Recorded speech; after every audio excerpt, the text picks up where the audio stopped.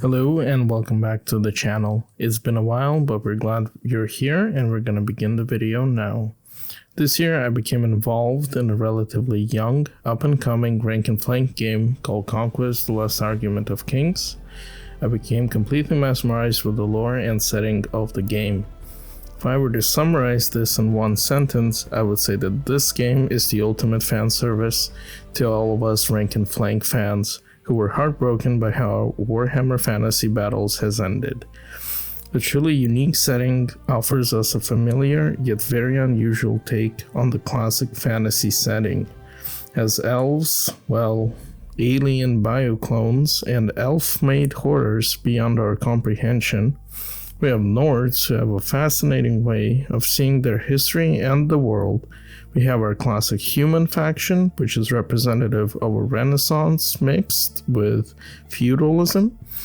We have the Old Dominion, which are the undead Roman faction, and many other cool factions. In fact, there are 7 factions and an 8th one on the way, so I guarantee you will find at least one of them to your taste. The faction I will be covering for our first video series are called the Dweghom, descendants of dwarves who were created by dragons to be their serfs and later rebelled, destroying the dragons and enslaving them in the best Uno reverse scenario in the history of dwarves. Dweghom are a warrior society who pride themselves on their memories, dragon slaying, and seclusion. The best part about Conquest miniatures is that they are almost 40mm scale, which makes them the perfect painting practice for beginners. Now with all of that out of the way, the objective of all these videos is to show you a way to paint miniatures in a quick and effective manner, but still retaining quality of the paint job. This will give you better results than the average slab chop or speed paint method that only uses contrast style paints, even if it takes a little bit more time. Now just before we begin, I want to point out that I am affiliated with Parabellum Wargames, the company that makes Conquest the Last Argument of Kings. And if you'd like to support me and buy their miniatures, you can use the promo code SHORTKINGS at checkout at their official web store, parabellum.com, for a 10% discount on your entire purchase. This gives me a small kickback to continue to make videos on this channel, buy miniatures, paints, and provide content to you, the viewer. If you'd like to purchase some Dweghom for yourself, make sure to stop by their website and purchase some using the promo code SHORTKINGS. Now with that all of the way, thank you and enjoy the video. The model we are going to be painting today is a Dweghom Thane, and he is also a commander of the unit. I've chosen this specifically as it has a couple extra details which will be useful for me to show you how to paint all of them. Using methods described in this video, you can paint your entire Dweghom force with confidence and it will look nice and cohesive. Rank and flank games typically have a lot of miniatures and it's best to paint them in batches.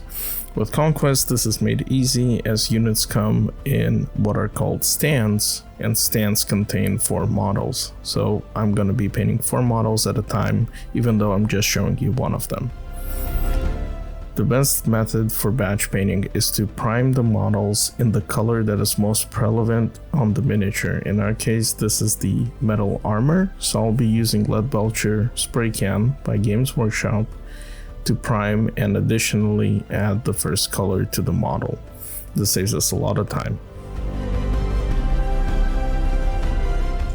With the model primed, we can begin with the first step of the painting, and that is to give it an all-over coat of Nuln Oil by Games Workshop. I prefer this shade as this is the new formulation which doesn't stain the surface as much while still going into the recesses. Now, when shading the miniature, make sure you don't just apply the shade and go on a coffee break. Make sure you are there to watch it for any awkward pulling which will stain the model in a very nasty way. Now, if you care about this or not is totally up to you, but if you want your models to look neat, I would stay and watch the miniature, and if you see any awkward pulling, just use a damp brush to reabsorb most of the paint back. Now before proceeding with the next step, make sure that the shade is completely dry and we will begin the dry brushing the model. I will be using Army Painter Plate Mail Metal as their metallic paints are a bit thicker and therefore easier to dry brush. Squeeze out some paint on a dry surface. I use the lid of my wet palette Get some paint just on the tip of the brush and wipe off the majority of it on a paper towel. Make sure that the paper towel you use is a good quality one so you don't pick up any paper particles in your paint. Now with that done, just gently dust off the miniature with the brush in a downward motion. That way we catch the areas that are more exposed to the light. Don't press too hard or you will deposit too much or potentially even break parts of the model. Just imagine that you're dusting the miniature with your brush.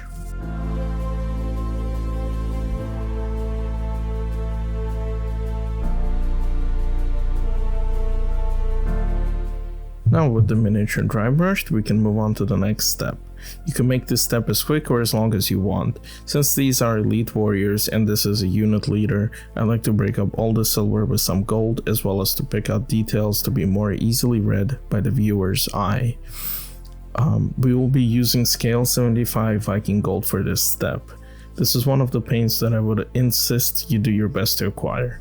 Scale 75 metallics are amazing paints, but most importantly, their metallics cover perfectly in one coat, which is ideal for what we are trying to do with being efficient. However, if you cannot obtain this paint, the next best thing would be Vallejo Metal Color Gold or Army Painter Gold. In my experience, I would avoid Games Workshop's gold metallic paints as they don't cover too well, especially over silver paint. Pick out all of the parts you wish to be gold. In my case, I'll be picking out decorative armor elements, shield details, and weapon decorations and trim. Don't forget to pick out the faceplate or any beard decoration, although this can be done at a later stage as well. I want my gold to appear warm to contrast with the other colors. For this I will be using Flesh Wash from Monument Hobbies. I really like this wash and the effect it provides. If you can't get a hold of this paint, your closest alternative will be Reikland Flesh Shade by Games Workshop. Again, don't feel that you must do it this way. Even if you go for a colder tone or a more aged gold, the process is the same. We'll apply the wash, let it settle in the recesses, watch for excess wash, just like we did with the metal.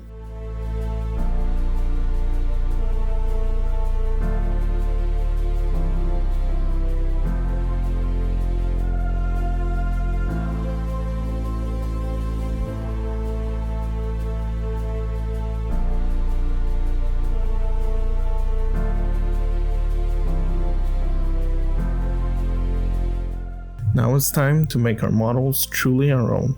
We get to choose a unifying color for our army. I wanted to really take the opportunity of this game being a bit unusual in its setting and paint my Dweghom as a seafaring clan. To represent this, I chose colors that I associate with the blue color of the ocean and seas, a greener turquoise. We'll start by painting 2 or so layers of AK Interaktive Ocean Blue. This paint goes on fairly well and you should get decent coverage after 2 layers.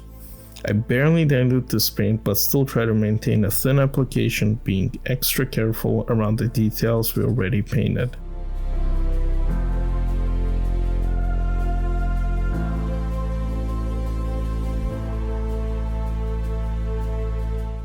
We apply this to the hauberk under the armor plate, the shoulder pads, and the straps on the leg armor. Feel free to add this color to other areas like armor, shield, or the helmet. It's really up to you at this point.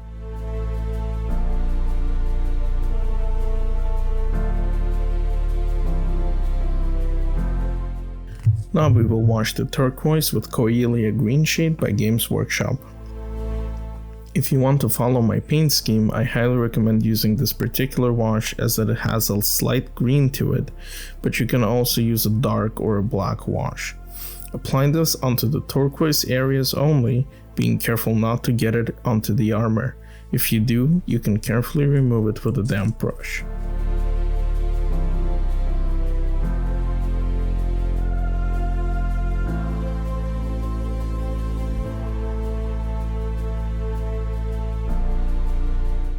Now we get into the step that requires extra attention to detail to make this model really stand out on the table. I highly suggest you try it even if it looks scary or intimidating. Don't worry, you can always repaint these areas as they are small, but the amount of practice you'd get shouldn't be overlooked. I will add some gray silver or an off-white to the turquoise used in the previous step and pick out only the raised edges. Don't worry too much if the lines look thick, we can address this in the next step. To get thin, neat lines, use a good brush with a sharp point. Dilute the paint with water where the paint easily leaves the brush but isn't too runny. Finding this golden middle is the half job done.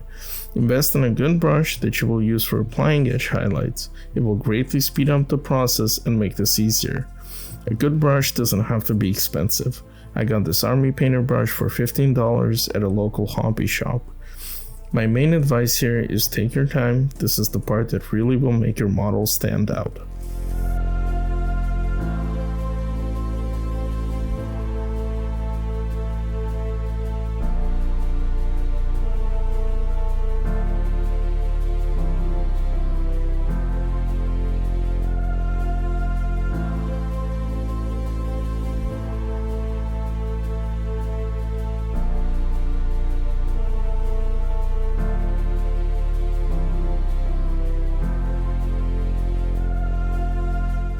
Going back to that green turquoise color choice, we will go ahead and take this color more into the green spectrum.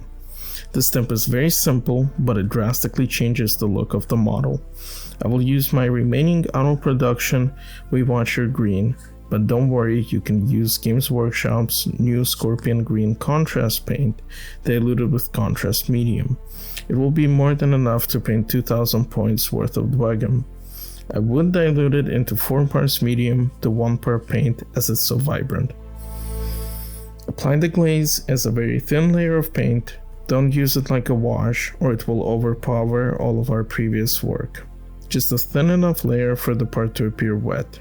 Because we use some off-white for our highlight stage, the edge highlights will be a lighter color giving us contrast, while the shadows will appear more colorful and interesting. This is one of my favorite techniques.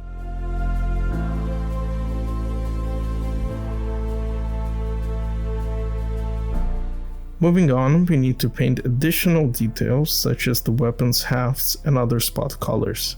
This is a great opportunity to add more color to our miniatures and add more contrast. In this case, I wanted somewhat of a regal look, so I went with a dark magenta.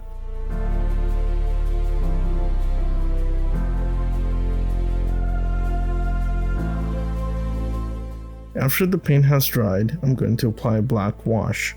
When that dry, we can leave the haft alone or apply highlight. There is also a small leather detail in the back of the model. I assume it's what holds the hauberk together. Choose any brown you'd like and paint it on to simulate leather. What is a Dweghom without a beard? Exactly. This is where we get to have fun. You can paint the beards any color you want. Want a pink beard? No problem. Green? Sure. But since this is a unit leader, I will use the classic fantasy trope of a gray beard leading the regiment. To paint this, I will apply an all-over coat of gray silver by AK Interaktive. After this is dry, I will apply an even coat of contrast paint Apothecary White. Make sure it doesn't pool, just like we did in the previous steps.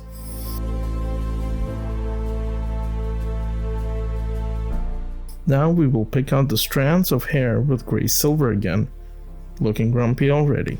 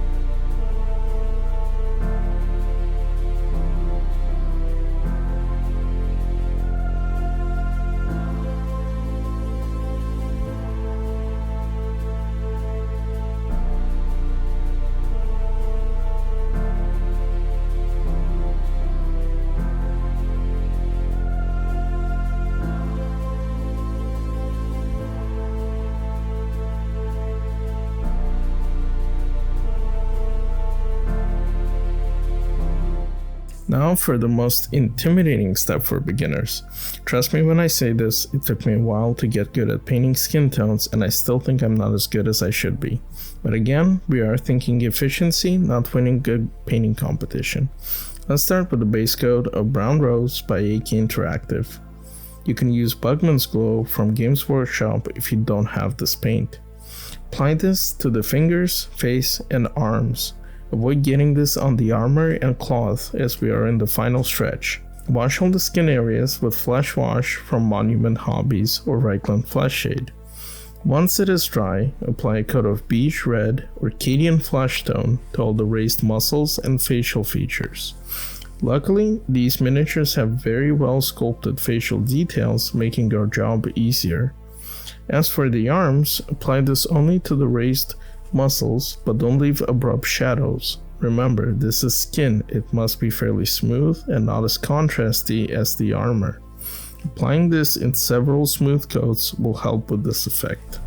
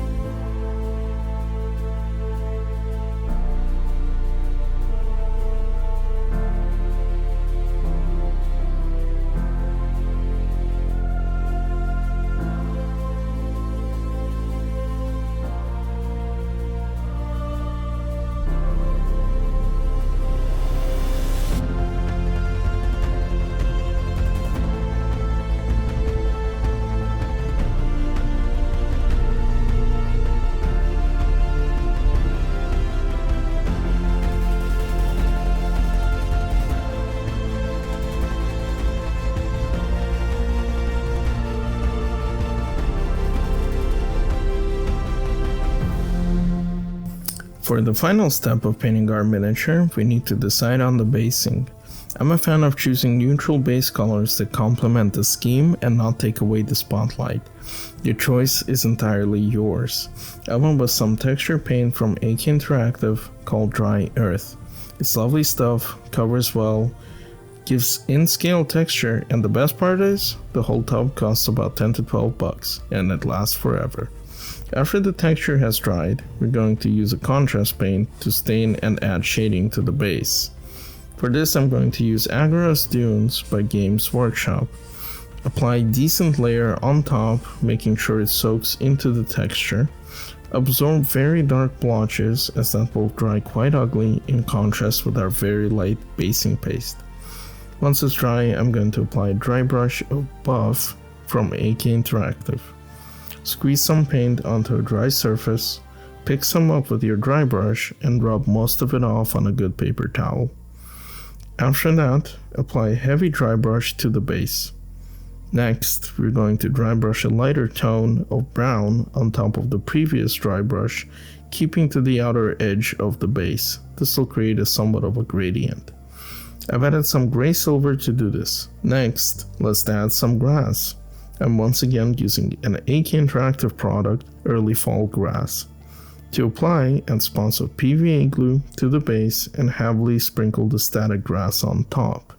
Make sure to do it over a container so you can reuse whatever doesn't stick or was excessive. Finally, paint the rim of the base in your preferred color. For this, I'm using Steel Legion Drab by Games Workshop. And with that, our Dweghom Thane is complete, ready to lead one of the finest regiments of the Dweghom into battle against its foes. Please let me know what you think in the comments below. If you'd like to paint your own Dweghom, head on over to para-bellum.com and use code SHORTKINGS at checkout for 10% off. I'll see you in the next video.